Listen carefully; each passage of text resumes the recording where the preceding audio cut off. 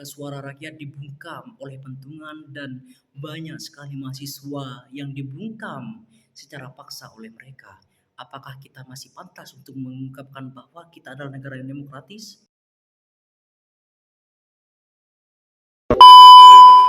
Apa guna punya ilmu tinggi kalau hanya untuk mengibuli?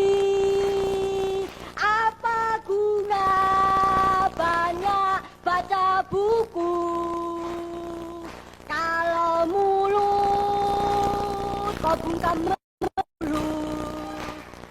di mana-mana moncong senjata berdiri gagah kong kali kong dengan kaum cukong.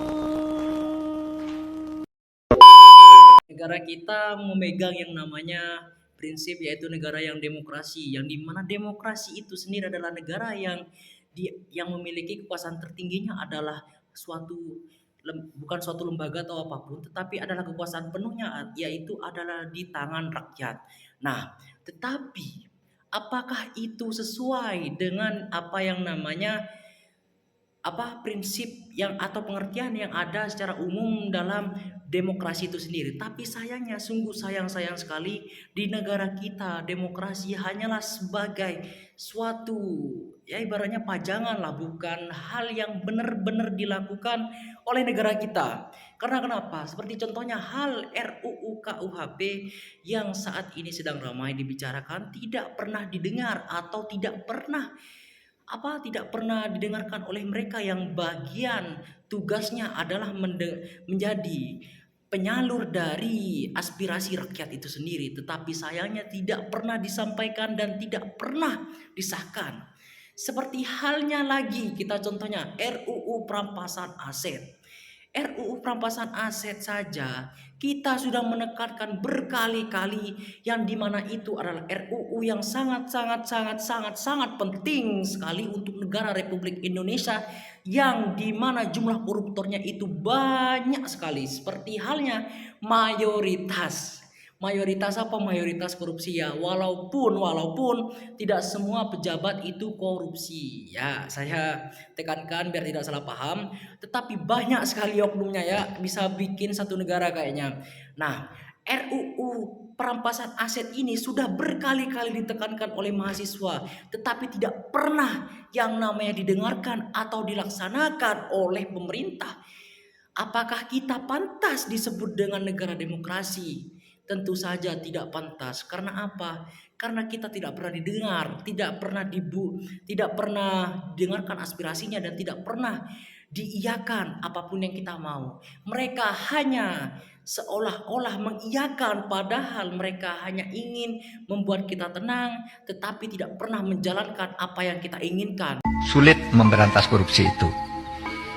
Tolong melalui Pak Bambang Pacul, Pak, tolong Pak, undang-undang perampasan aset tolong didukung, Pak.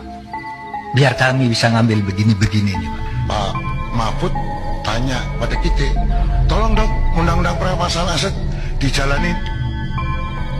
Republik di sini ini gampang Pak, saya ini lobbynya jangan di sini Pak. Ini Korea ini semua menurut bosnya masing-masing. Di sini boleh ngomong kalah Pak. Bambang Pacul ditelepon, Ibu Pacul berhenti, siap. Ini laksanakan Pak.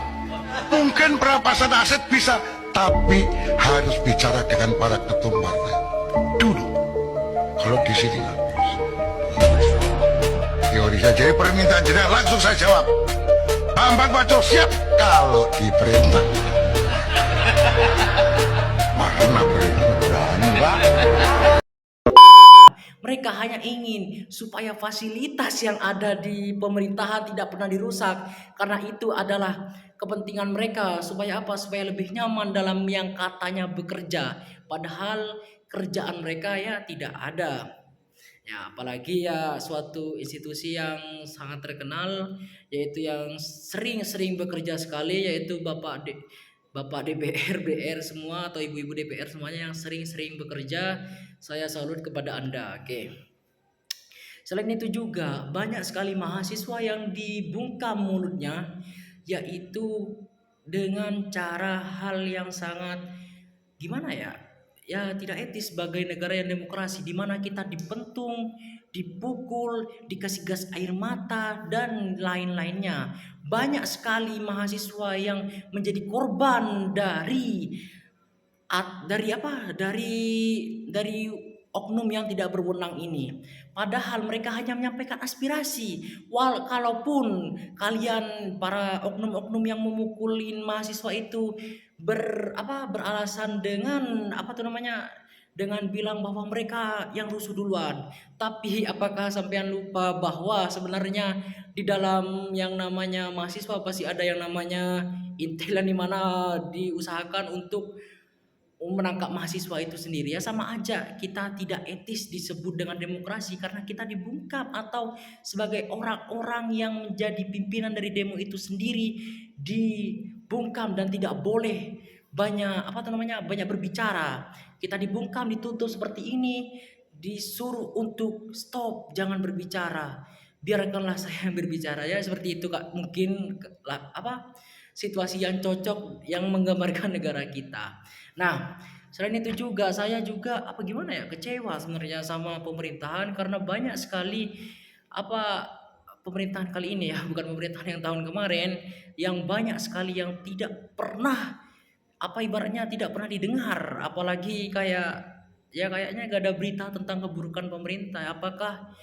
Apakah media juga dibungkam ataukah hanya cuman mahasiswa yang dibungkam untuk tidak bersuara di era yang baru ini. Sekian dari saya. Wassalamualaikum warahmatullahi wabarakatuh.